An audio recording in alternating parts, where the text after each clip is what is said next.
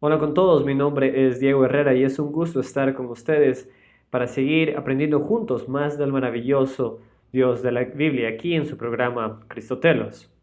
Para muchos el nombre Jesucristo es percibido como el nombre completo de Jesús. Dicho de otra manera, muchos creen que la palabra Cristo es el segundo nombre de Jesús.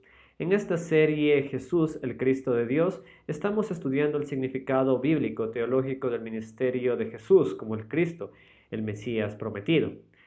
Hasta la lección anterior hemos visto que Cristo significa Mesías y que Mesías significa el ungido. En otras palabras, es la persona escogida o apartada por Dios para realizar un trabajo específico. Respecto a ese trabajo, hemos visto que está centrado en traer la bendición universal de la restauración del reino de Dios a su reinado eterno. Sobre esta bendición universal hemos visto que la Biblia desde sus inicios está haciendo promesas acerca de este reinado. A través de las promesas hechas a Eva y a Abraham, Dios promete que bendecirá a todas las familias de la tierra a través de la llegada de un descendiente, quien restaurará la creación misma de los efectos de la caída en el jardín del Edén. Entonces, bajo este concepto hemos visto que la Biblia misma está diseñada en este patrón del reino. Dios a través de pactos y promesas crea un pueblo, provee una tierra y da leyes para que vivan bajo su gobierno y su bendición. La descripción de este patrón y de cómo funciona a lo largo de toda la Biblia es explicado a detalle en la serie El fascinante mundo de la Biblia, que tú lo puedes encontrar en nuestro canal de YouTube, Cristotelos.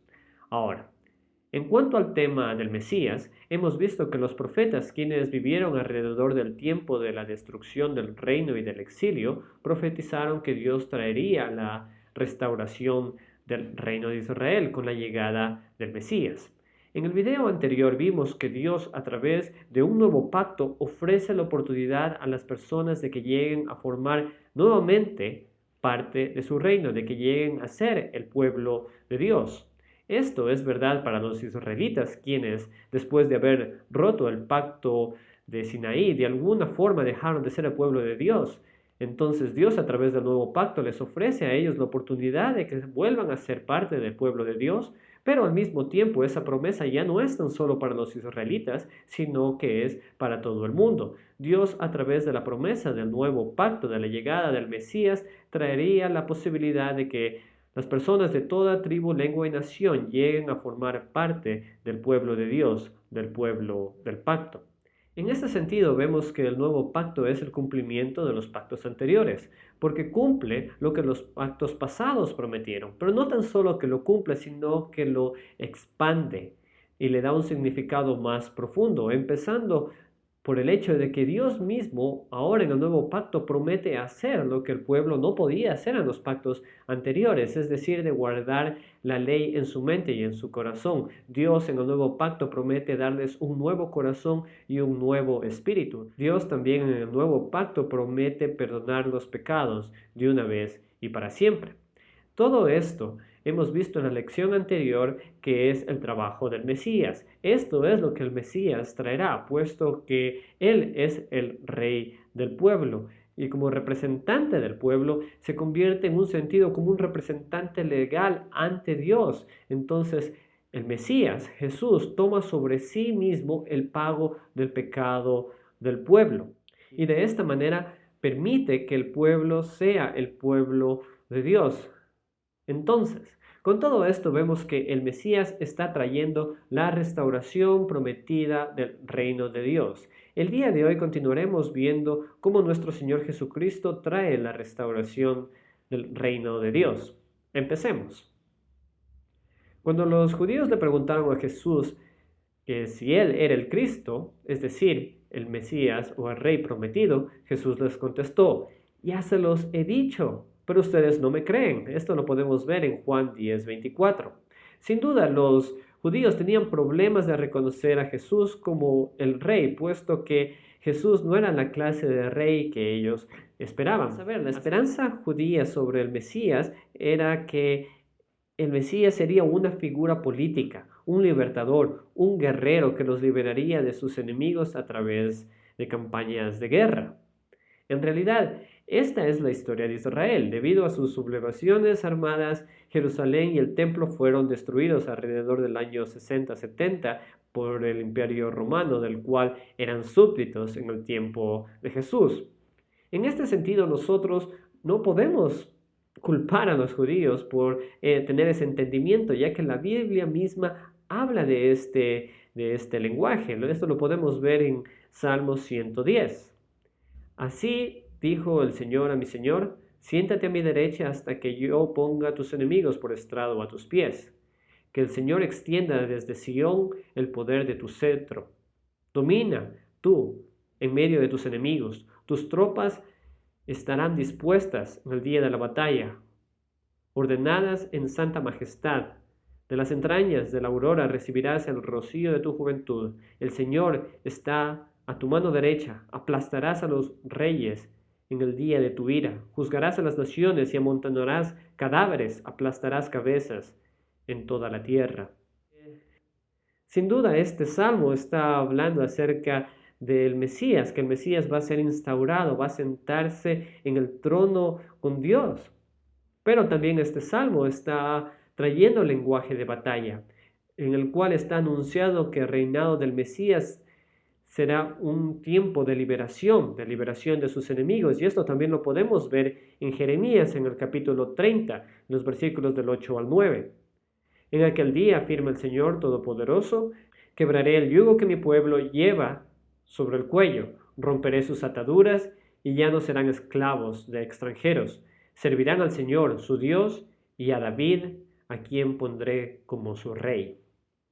En estos pasajes vemos claramente que el Hijo de David, que el Mesías, es presentado como un guerrero porque Dios a través de él liberará a su pueblo de la esclavitud de las naciones que los están sometiendo. Sin embargo, Jesús es presentado en su llegada como el príncipe de paz. En su entrada triunfal a Jerusalén, Jesús entra montado en un burrito en vez que en carros de guerra. Entonces, sin duda, vale la pena preguntarnos cómo es que Jesús cumple estas profecías del Mesías de liberación del pueblo. ¿Acaso es Jesús el verdadero rey? En la respuesta de esto lo podemos ver en Efesios 1, 21 al 22. Hablando del poder de Dios, el versículo 20. El poder que Dios ejerció en Cristo cuando lo resucitó de entre los muertos y lo sentó a la derecha en las regiones celestiales, muy por encima de todo gobierno y autoridad, poder y dominio y de cualquier otro nombre que se invoque, no solo en este mundo, sino también en el venidero. Dios sometió todas las cosas al dominio de Cristo. Amigos, aquí podemos ver sin lugar a dudas que Jesús es el cumplimiento de Salmo 110. Dios sentó a Jesús resucitado en el trono celestial y le confiere todo poder y dominio sobre todo el universo. Entonces, amigos, aquí podemos ver claramente que Jesús cumple las profecías del Antiguo Testamento. Esto significa que Jesús es el Mesías y que reina, y que por lo tanto el reino del Mesías ya ha empezado. Y con todo esto que hemos estudiado hasta el día de hoy, significa que el tiempo de restauración del reino de Dios ya ha empezado, pero tal vez no está del todo consumado. Nuevamente vale la pena mencionar que este tema es explicado a mayor detalle en la serie El fascinante mundo de la Biblia, pero por ahora podemos ver que es evidente que Jesús en el nuevo pacto está cumpliendo las promesas del Antiguo Testamento, pero las cumple en una dimensión más profunda. Cuando Jesús fue arrestado por Pilato, le interrogaron que si él es el rey de los judíos, y a esto Jesús respondió: mi reino no es de este mundo, contestó Jesús. Si lo fuera, mis propios guardias pelearían para impedir que los judíos me arrestaran, pero mi reino no es de este mundo. El cumplimiento de las promesas del Antiguo Testamento toma un nivel mucho más profundo en Jesús. Sin duda, Jesús como el Mesías vino a derrotar los enemigos del pueblo. Jesús sí vino a derrotar un reino que tenía esclavizado al pueblo de Dios. Pero esto no se trata de una nación política, sino que se trata de un reino espiritual. Y esto lo podemos ver en Hechos 26, 18. Donde Jesús, comisionando al apóstol Pablo, le dice lo siguiente: te envío a estos, a los gentiles, para que les abras los ojos y se conviertan de las tinieblas a la luz, del poder de Satanás a Dios, a fin de que, por fe en mí, reciban el perdón de pecados y la herencia entre los santificados. Aquí podemos ver que Jesús está trayendo liberación del reinado de Satanás, del reinado de la muerte, y está trayendo liberación al pueblo. Y este pueblo ya no se trata tan solo de los judíos, sino que se trata de los gentiles. A ellos es que Jesús está enviando al apóstol Pablo. Con todo esto podemos ver que Jesús está cumpliendo las promesas que Dios dio al inicio de la Biblia, en Génesis, donde Dios le prometió a Eva que uno de sus simientes, uno de sus hijos, derrotaría a la serpiente, le aplastaría la cabeza, es decir, que derrotaría el mal. Y eso es lo que Jesús está haciendo en su ministerio, está trayendo la paz. Entonces aquí podemos ver que Jesús es el Mesías y que está liberando al pueblo y que está trayendo esta paz prometida en el Antiguo Testamento, pero esta liberación es mucho más grande, es mucho más profunda que un cumplimiento literal de las profecías del Antiguo Testamento. Y con todo esto estamos viendo que Jesús como el Mesías prometido está cumpliendo las promesas del Antiguo Testamento, pero las está cumpliendo en un nivel más profundo, las está expandiendo. Y esto también tiene que ver con las promesas de la tierra.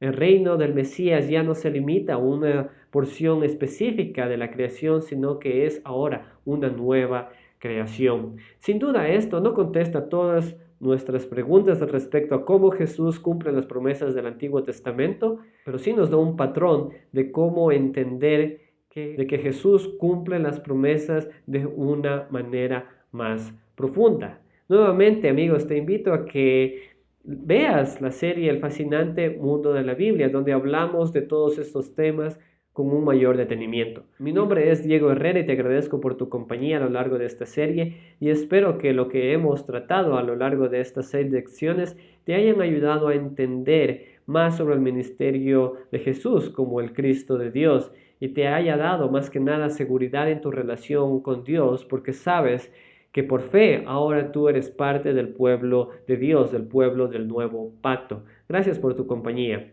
Saludos.